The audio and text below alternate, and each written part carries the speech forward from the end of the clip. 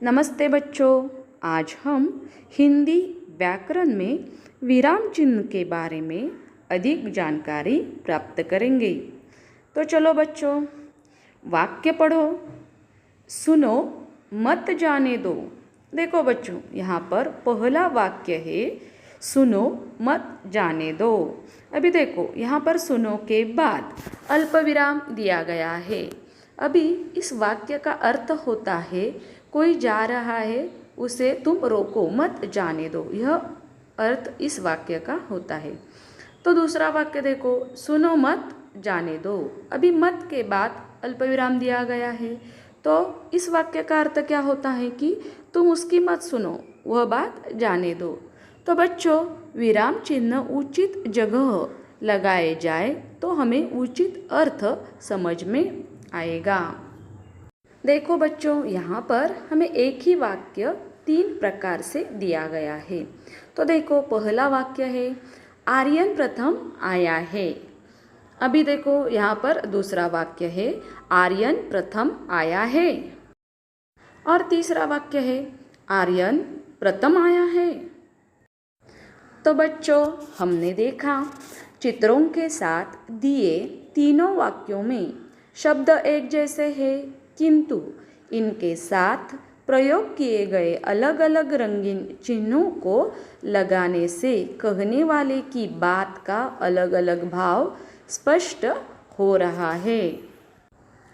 रुकने और भावों को प्रकट करने वाले ऐसे ही चिन्हों को विराम चिन्ह कहा जाता है।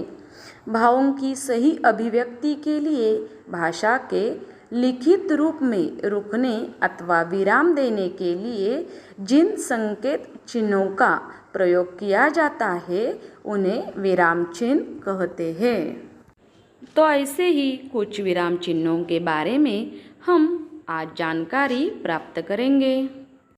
तो देखो, पहला विराम चिन्ह है पूर्ण विराम।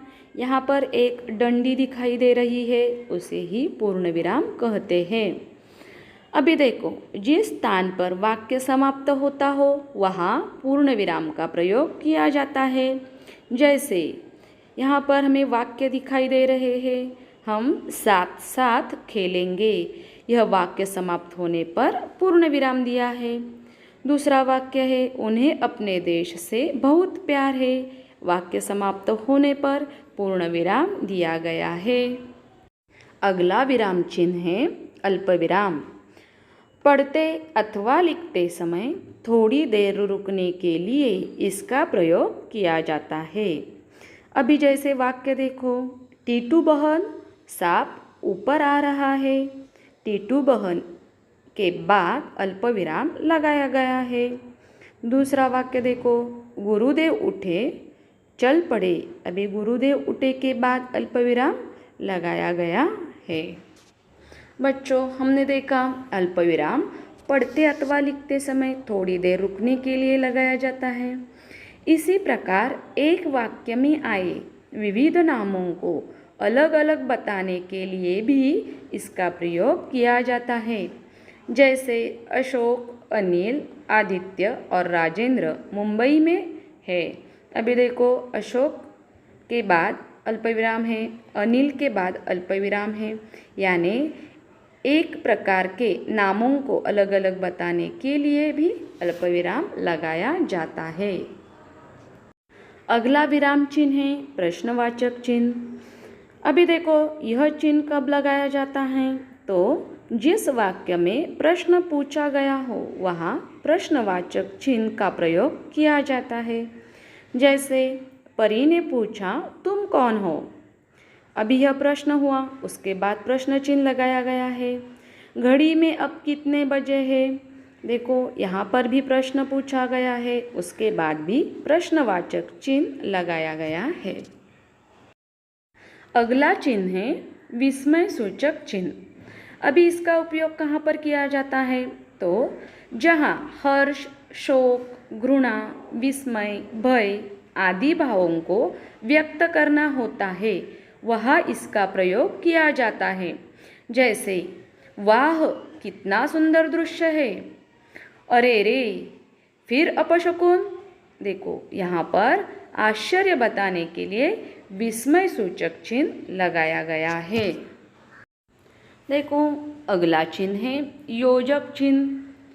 यह कहाँ पर लगाया जाता है? तो दो शब्दों को जोड़ने के लिए इसका प्रयोग किया जाता है। जैसे लड़ते लड़ते बच्चों में झगड़ा बढ़ गया। अभी देखो यहाँ लड़ते लड़ते इन शब्दों में योजक चिन्ह का उपयोग किया गया है।